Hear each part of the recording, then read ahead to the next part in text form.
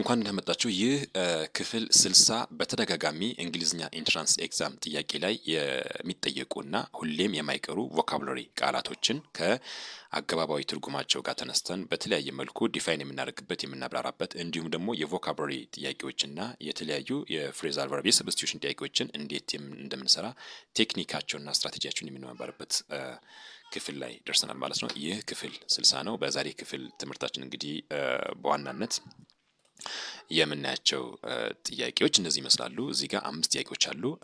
አምስቱም ጥያቄዎች ያው ኢንኮምፕሊት ናቸው። ሀሳቡን በመረዳት ከሀሳቡ ጋር ሊሄድ የሚችል ከተሰጡ 4 ምርጫዎች ውስጥ አንዱን መርጠን እንጠቀማለን ማለት ነው። የሌሎችም ትርጉሞችን ለማየት እንሞክራለን።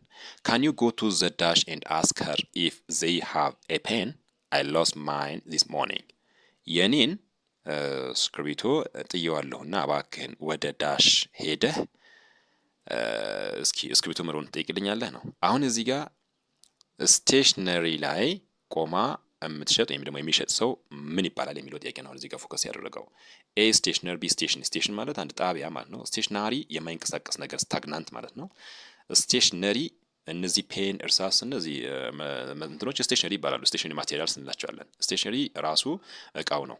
ስለዚህ እዚህ ጋር የተፈለገው ማን ነው? ስም ነው። ሰው እዛ ጋር የሚሸጠው ሰውዬ። ለምን? ሄር ስላለ ሄድና ጠይቃት። ማንን? ስቴሽነር። ስለዚህ here the best answer is stationer ነው ማለት ነው።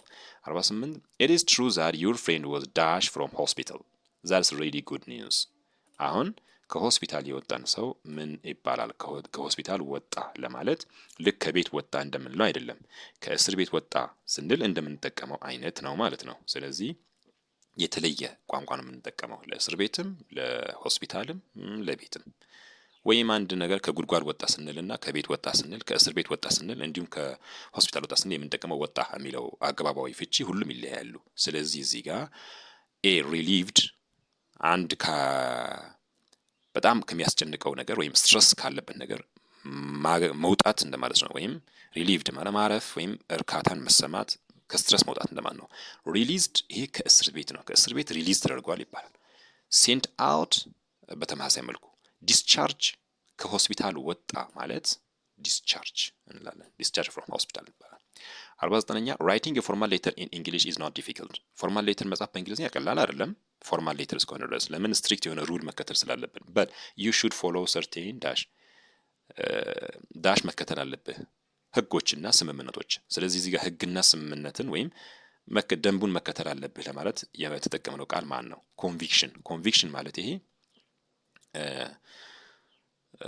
እምነት እንደማን ነው? ጠንካራ እምነት። ኮንቨርሴሽን ንግግር እንደማን ነው? ኮንቨርሽን መቀየር፣ ኮንቨርት ማድረግ ማለት ነው ኮንቨርሽን።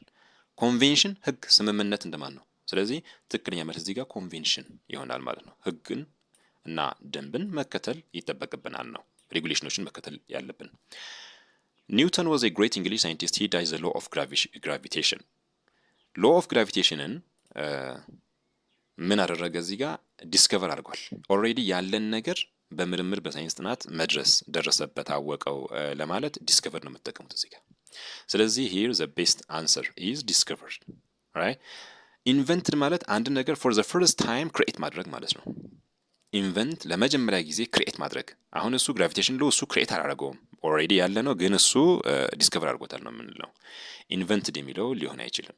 ክሪኤትድን በተመሳሳይ ክሪኤትድ፣ ኢንቨንትድ አንድ ነገር ለመጀመሪያ ጊዜ ካልነበረበት ማስገኘት እንደማለት ነው። ያ አይሆንም ማለት ነው። ዲክሌርድ ያው ማወጅ ማለት ነው። እዚህ ጋር ሊሆን አይችልም። ስለዚህ መልሱ ሲ ነው። 51 አቶ ብስራት has been dash chairman of the new committee.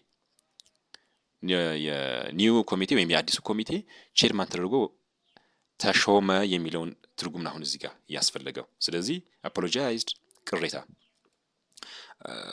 አፖሎጃይዝ ተደረገ ወይም ደግሞ ተማረ ወይም ምህረት ተሰጠው እንደማለት። ይሄ አይሆንም። አፕሪሺየትድ አፕሪሺየት ተደረገ ለማለት ነው። ይሄም አይሆንም። አፕላውድድ ያው ተጨበጨበለት ወይም ደግሞ ኢንስፓየር ተደረገ ወይም ተበረታታ እንደማለት ነው። አፖይንትድ ተሾመ ማለት ነው። ከኮንቴክስቱ ጋር ሊሄደው ትክክለኛ መልስ ዲ ነው ማለት ነው።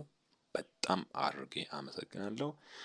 ሌሎች ጥያቄዎች ካላችሁ ጠይቁኝ ኮመንት ላይ ማለት ነው። ለማብራራት እንሞክራለን። እንዲህ እየተማማርን እንሄዳለን ማለት ነው። በጣም ወሳኝ እና በተደጋጋሚ የሚጠየቁ ሴሌክትድ የሆኑ ጥያቄዎችን እየሰራን እንቆያለን። በሌሎች ክፍል 61 ይቀጥላል ማለት ነው። ፕሌሊስት ላይ ደግሞ ገብታችሁ ለማየት ሞክሩ። ኮመንት፣ ላይክ፣ ሼር ማድረጋችሁን አትርሱ። ታንክ ዩ ቬሪ ማች። እንኳን እንደመጣችሁ። ይህ ክፍል 60 በተደጋጋሚ እንግሊዝኛ ኢንትራንስ